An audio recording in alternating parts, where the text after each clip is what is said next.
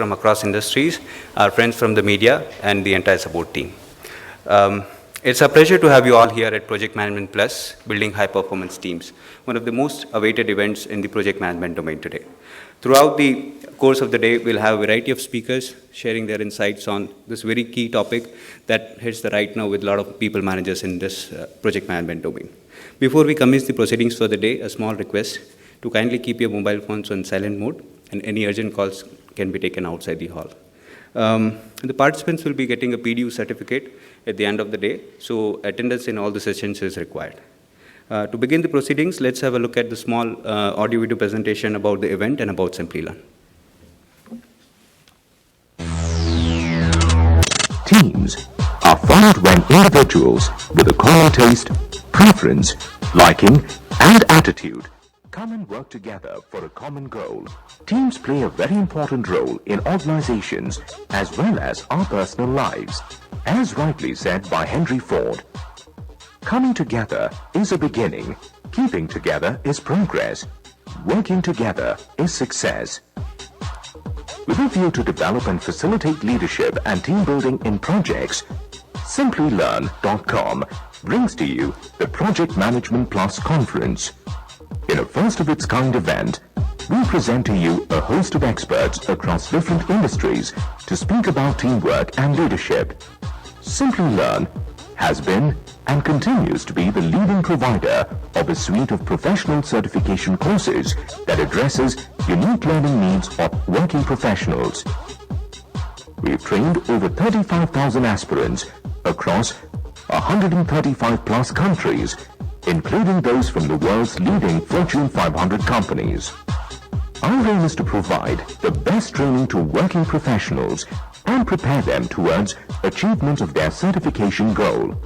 Our blended training model, which is a mix of classroom and online, make it easy for professionals to prepare for various certification exams. We offer over 50 certification courses in project management, IT services management, IT security management, quality management, financial management, and technology certification. Simplilearn is accredited through globally recognized bodies for individual certifications such as PMI, APMG, EXIN, TUV-SID. We're also the silver partner of Oracle and ISACA licensed training provider for COVID-5. Our services, like 24/7 global support and 100% money-back guarantee, makes us stand apart in the league, making us the leader. Simplilearn.com, the industry leader in online education and training for professional certification courses.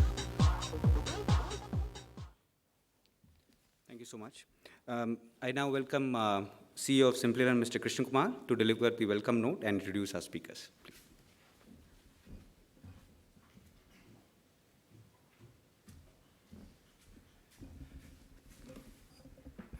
Good morning, everyone, and thanks, Prashant, for giving me this opportunity.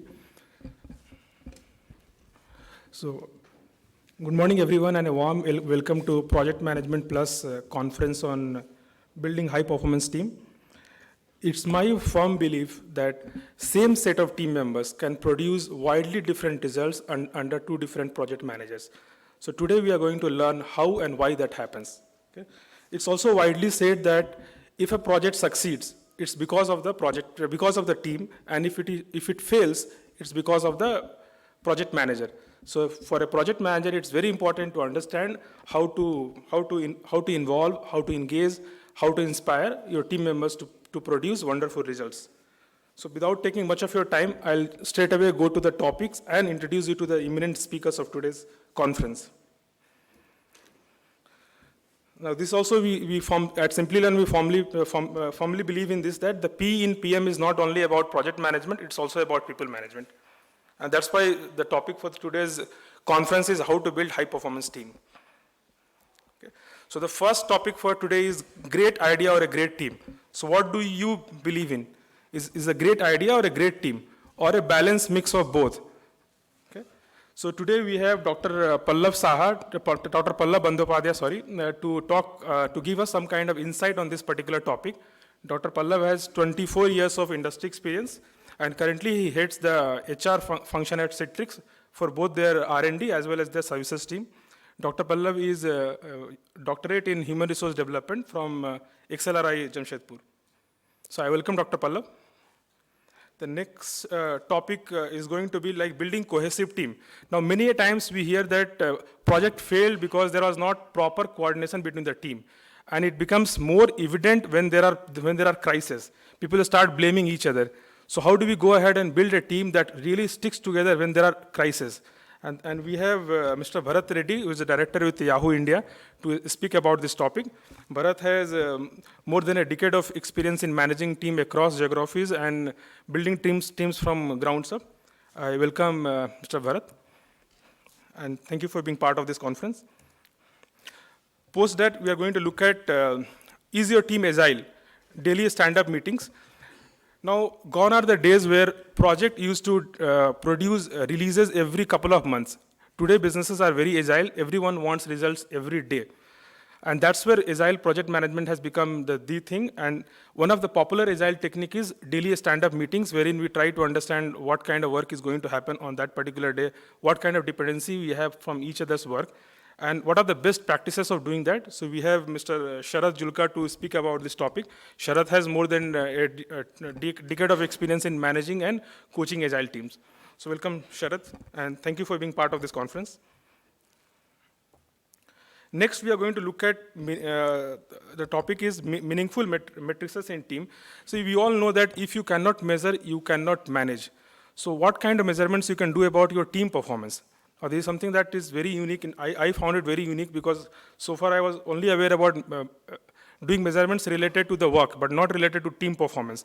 So today we have Mr. Moshe Raz, who is Associate Vice President with Collabra, to speak about this topic. He heads the quality practice at Collabra, and he's the key person behind the high maturity initiative at Collabra. And currently he's also working on very innovative stuff, which is like building some alternate measurement framework for Collabra in terms of managing the software performance. So I welcome Mr. Moses Raz for this event, and thank you for being part of this event. The next topic is again, it's not very common. It's like a little off the beat. See, many times we heard team members saying that my project is very boring. I want some kind of challenging stuff. Now imagine a scenario, you are a project manager wherein you need to motivate your team for getting results, and in the process of doing so, the life of your team member itself is in danger. In those kind of scenarios, how do you still go ahead and motivate your team to achieve the desired result? So we have Mr. Kandaswamy to speak about this topic. A brief introduction about Mr. Kandaswamy. He's a government officer from Tamil Nadu cadre, and he was the project director for tsunami relief project that was initiated by Tamil Nadu government a couple of years back when the tsunami hit Tamil Nadu. Okay? And he has come to be a part of this event on our invitation, and I think he's already here. So I welcome Mr. Kandaswamy for this event. And thank you for being part of this event on speaking on this topic. The next topic is again related to Agile, and in this topic we are going to talk about how teams should organize on their own. Now the popular belief is that there is a project manager and there is a team.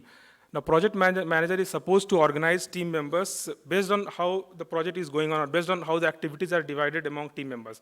But in case of an Agile project environment, team members are supposed to get organized on their own. They are not supposed to look for directions from project manager all the time. They're supposed to get self-organized.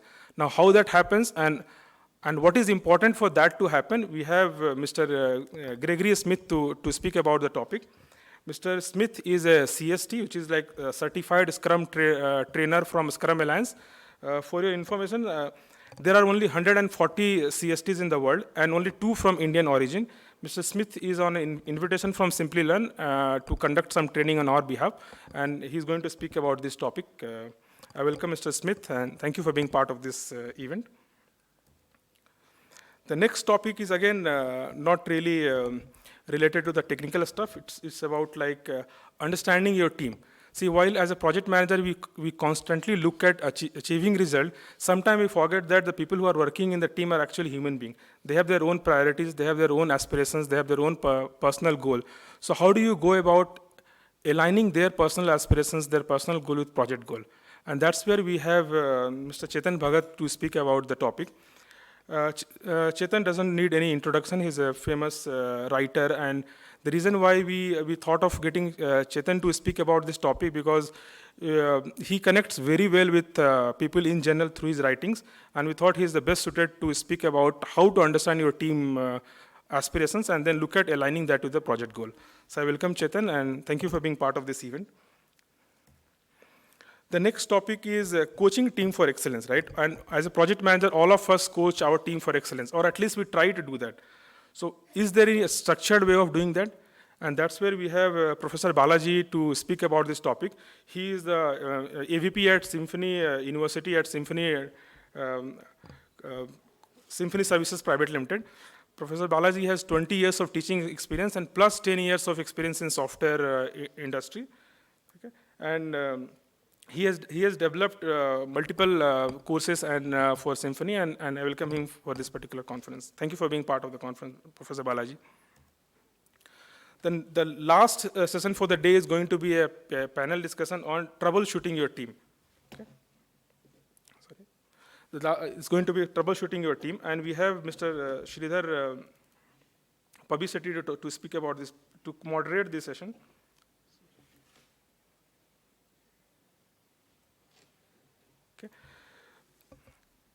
Mr. Pabishetty is the Chief Operating Officer at Center of Public Policy at IIM Bangalore, and he is a regular speaker at various national and international conferences. And I thank you, Mr. Pabishetty, to be part of this conference.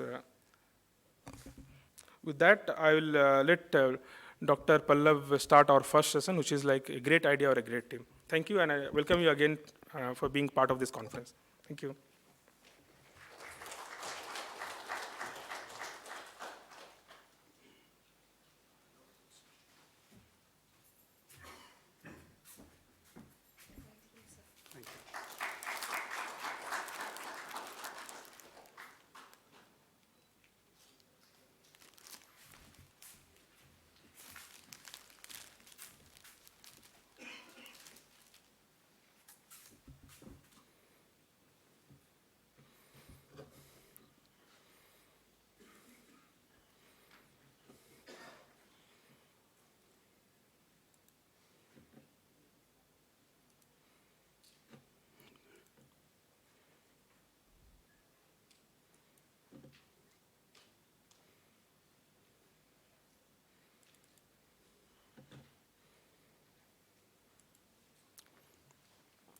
Good morning.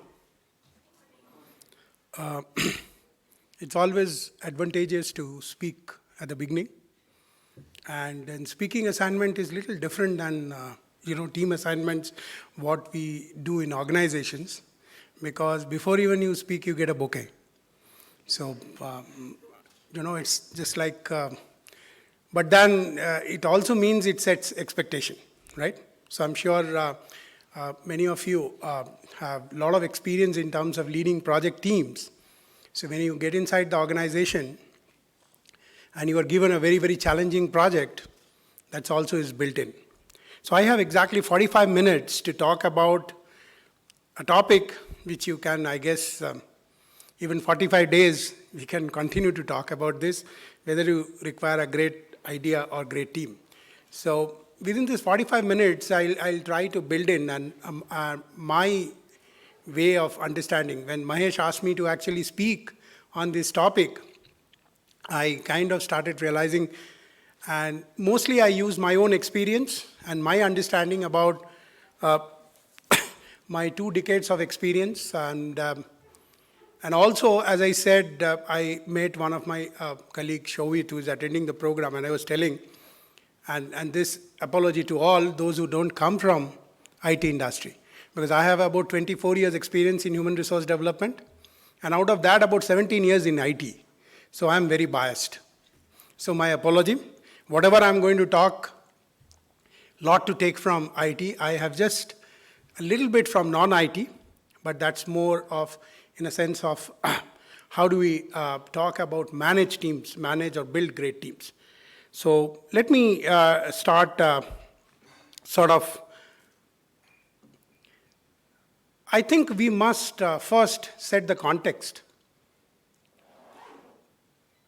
We are talking about being successful in knowledge economy, right? And for that you need great team or great ideas, right? So let me start my proposition from defining what I thought knowledge economy is doing, because my entire presentation is based on that assumption.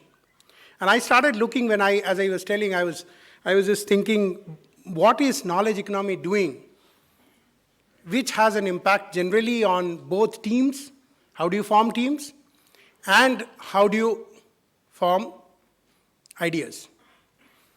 And when I talk about that in knowledge economy, so I thought, let me just start with that thoughts. I think a couple of things is happening, and I'll talk about the 3 trends, which is my own observation. You may or disagree, but let me just put my proposition. I thought what knowledge economy is doing, the shifting of value from access to understanding and perspective. Before knowledge economy, all that you had is how do you get an access? And when I saying, I know somebody might say, oh, this is a typical management jargon, and therefore, as you can see, the example I'll give about Samsung. Many of you would know, but this has been a very famous case study, how Samsung built their TV, the flat screen LED, LCD TVs, right? And of course, the thing is LED is the thing. Earlier we started with LCD, then LED, right? TVs. What is that made Samsung have this breakthrough? Because when Samsung was kind of looking at the revolution of TV, and all over the world everybody is trying to get, right, Sony, and everybody was concentrating on, how bright is the picture, how many features you can add, very, very common to IT product development, right? So I am offering this feature, this is what is happening, sharper thing, sharper picture, right? You can do so many things. Where the people, to cut the long story short, what did the Samsung guys did? They were observing in United States, the people when they shift the house, or they renovate their house, they realize the TV is no more a source of entertainment. The decision for buying TV, even in the United States, is with the housewives. And the housewives see those TVs as a part of the whole design of your drawing room or a bedroom. And they were the first to understand, and that's what I call it, understanding and perspective. Where everybody else was talking about the feature, they talked about the flat screen, and all this, the design purely from perspective of using TV as like a sofa set, or a teapot, or a dressing table, or something which is next to your bed. And then, rest is history. You started having TV which is hung on the wall. It's the interior designer who started talking, and if you go to an interior designer, right, I have been talking, I'm getting into a new flat, and I'm talking, and the first thing he said, where you are going to keep the TV? Right, it's a part of interior design. Now, many years back, the Samsung folks understood this. Is it not a breakthrough thinking? A breakthrough idea? Yes or no? Okay. Many stories, many case studies, enough has been written, but I'll just talk about what I have seen as a theme. And I thought what knowledge economy is doing, they are transforming information to wisdom. A lot of people know the people who started Google, they started realizing, because both of them came from a research family. And those of you who have done research, you know one of the things is to take references. And when you do references, when my time and I did my doctoral program, I didn't have Google. I had to go to the library to write down. Very painful process. Right? And they started giving information to people because that's where the business idea came. That search is a big business and it's given to you free of cost. And rest is history, right? With the company. None of us pay for the search, but they earn billions of dollars because they knew they can capture people's mind. And that's the best way of providing information. I was talking to my cousin. I don't know how many of you remember, when he was a student in IIT Kharagpur, I used to live in Calcutta and he used to come to my home. And he was telling me a couple of days back, I went to Calcutta to speak in one of the forums of Times of India. So I met him after a long time and he was telling, do you remember? I used to come to your home and we used to go and walk past Hajra Road. There is a place called Hajra Road Junction where people will cook noodles to feed you. Free of cost. Because nobody, Indian housewife, ever never thought about noodles. And noodles then created a history. Right? Convenience. So, similarly, I think it is no more information. The value is shifting purely from information. That's what Google did. But that's what they don't get their dollars from. They give you information, they capture your mind. And that's how they have built in one of the most profitable billion-dollar ventures. The third trend. Again, often repeated, tons of books have written, and as you can make out, I'm a great fan of Apple, so I'm a great fan of Steve Jobs' leadership. And I'm sure many of you, there are tons of books, at least I have read at least 7 books recently, which has come up, including his biography. What does it say? To me, I say it in simple terms, Steve Jobs is a guy, if you see from his early days, you go to blogs, you go to YouTube, right? And you just type Steve Jobs and then things will come, including some of his photographs where he had hairs, long hairs, when he was looking young, and he was thinking about the Macintosh and the design. And if you go there, you will realize one thing is very consistent. He is a tech creator. Whatever you might say, Samsung has, I don't want to get into that. Samsung is a great company, is doing great. But have they created anything? There's so many technologies. This guy went on creating. So I call it tech creators and critical thinkers. He has always challenged. I have a friend in US who works with my team, my colleague in Santa Clara. He used to work for Nokia. Long time. And he told me the story. I don't know how many of you know that initially when they were developing the phone, Apple went into a collaboration with Nokia.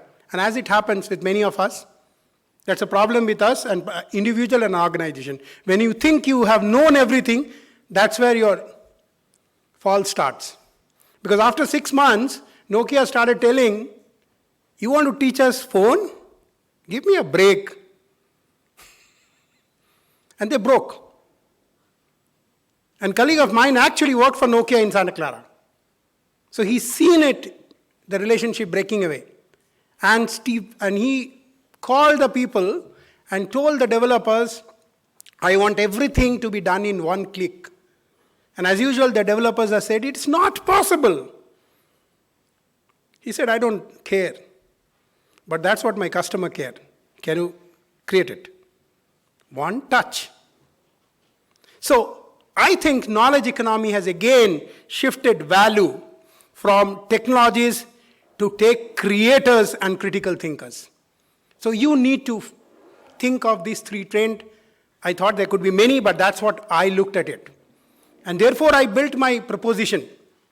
And the proposition is very simple. If you look at all this, what does it say? God has given us both, right? What God has given, and most of you are good project managers, you should have both in very, very good quantity to be successful. Left brain and right brain. And Daniel Pink, who is one of my favorite authors, has written this book. It's almost 4 years back. He said 20th century is only going to be the left brain people. 21st century is going to be for the right brain people.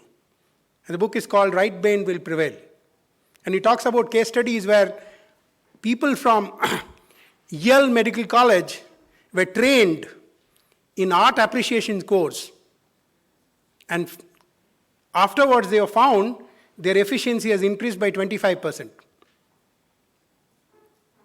Those of you who are interested, read the book, fabulous book. Daniel Pink, The Right Brain Will Prevail. So my point is, if you see this trend, and that's what I'm trying to tell, it's not only the great idea, I believe great ideas can come only from a holistic perspective. 21st century is no more left brain. I'm sorry to say that. 21st century is going to be left and right brain put together. And as I always say, God has the biggest wisdom, and that's why He has given us both. The only problem is we have not been using it. I've been working with product companies for long, including my initial stint as working with a startup for Sasken. And a lot of people ask me why in India product companies don't come. I mean, in fact, halfway through one of my articles, it says why Facebook is not born out of the backlands of Basavan Gudi. And hopefully it will get published soon. So my thought is we have not been able to integrate the left and right brain. That's the simple reason. And that's what 21st century requires, and that's what you require to succeed in knowledge economy. So, this is my favorite slide. Please use both. It's no more the question of, and as I often say this, if the right me has left me, then can my left me be right? I repeat, if the right me has left me, then can my left be right? It is not either or proposition. So great ideas, as I have shown in case of Samsung, as I have shown in case of